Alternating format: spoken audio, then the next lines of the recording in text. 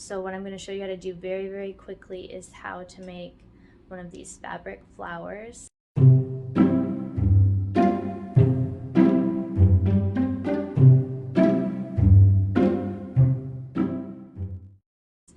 And it's basically just, you need some muslin, cotton muslin, some wire, and or you could possibly use string for the stem, and then you need hot glue. I don't know how to have you do it without hot glue, so if you don't have a hot glue gun, this isn't going to be something you can do unless you want to try using super glue. I wouldn't be brave enough to try that, but I think that you're going to get frustrated using school glue to try to do this. I think that it will fall apart on you. So hot glue guns are not expensive. They're not a big investment. You just have to get to a craft store, or I'm sure you can order one on Amazon for less than $10 is my guess, but I haven't bought a new one in a long time. I always find them used at the thrift store for like $1, so that's another option too if you have a thrift store nearby. So anyway, let's make a little poppy, and then we will put together our hearts and see if we have anything that we are happy with at the end of this. Okay, so I'm just gonna do one of these very, very quickly. I know that I'll probably get comments on the state of my glue gun because I've had comments before, but I'm thick-skinned. I'm ready to hear about it. I've had this glue gun for like 10 years, and yeah, it looks bad, but it gets the job done. If you have tips for how you keep your glue gun looking better, I'm happy to hear them. I may not do anything about it, but always interested in what other people do. So all I have here are some little petals that I cut out. I usually cut out quite a few at a time. This was like, I do about 4 or 5 for each. Kind of depends on the size of that one. The petals were big enough that I might actually just be done with 4, so I just chain them together by putting a dab of glue on one edge, chain them together one over the other, and then you put your dab on this one, fold that over, and now I'm gonna have to cut the video and make sure that I actually had my hands in the frame. Okay, now you just take a length of thin wire, you fold over the top, that's going to be the stamen, and you just put a dab of hot glue there, push up your petals and pinch them around that hot glue, and I'm just feeling to make sure it's kind of caught on all the edges. I think I'm gonna put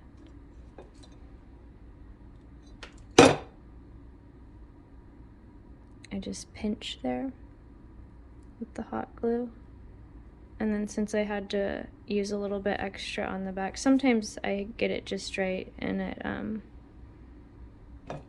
doesn't need any extra fabric to cover over my glue, but I just add a little piece over that glue, and it just looks like on the back of a flower where there would be whatever like the little coating is that's around a bud before it opens. I don't know what a cotyledon is. I know that's a flower or botanical term, and I can't remember what it's for. I don't know if that's what those are. But anyway, I'll just paint that little part green when I paint the stem green. So that's that, and then I'll just quickly show you. I usually use just a really thin wash of acrylic paint on this stem, but you could use some watercolor, and then I'll just show you how the watercolor goes onto the flower. You just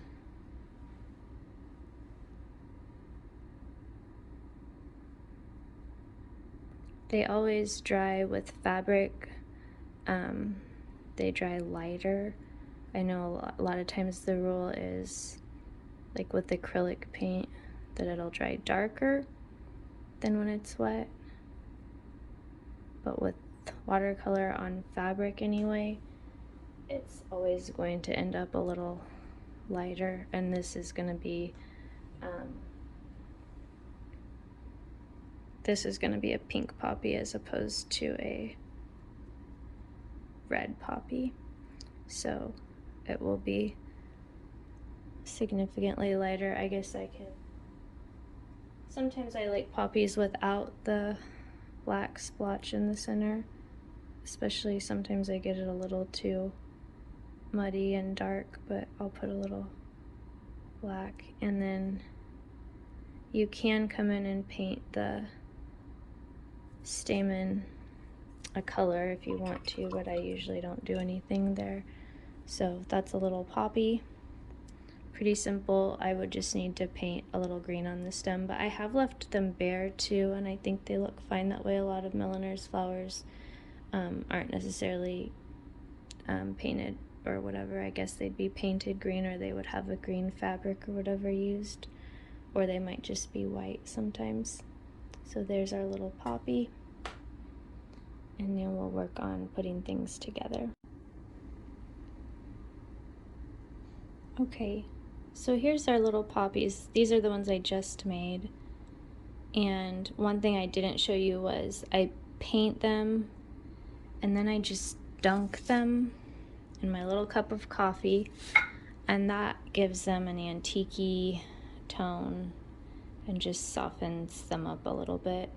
And then I just let them dry on my heating vent for a couple minutes and they're ready to go. So yeah, literally that takes, I don't know, 10 or 15 minutes. So that is how you make a quick and simple fabric poppy flower. It's pretty easy to do, I think, as long as you've got a hot glue gun, and they add a lot of charm to all kinds of different projects. So we'll be using them in a little Valentine project coming up, and I really appreciate you being here, and I wish you happy making.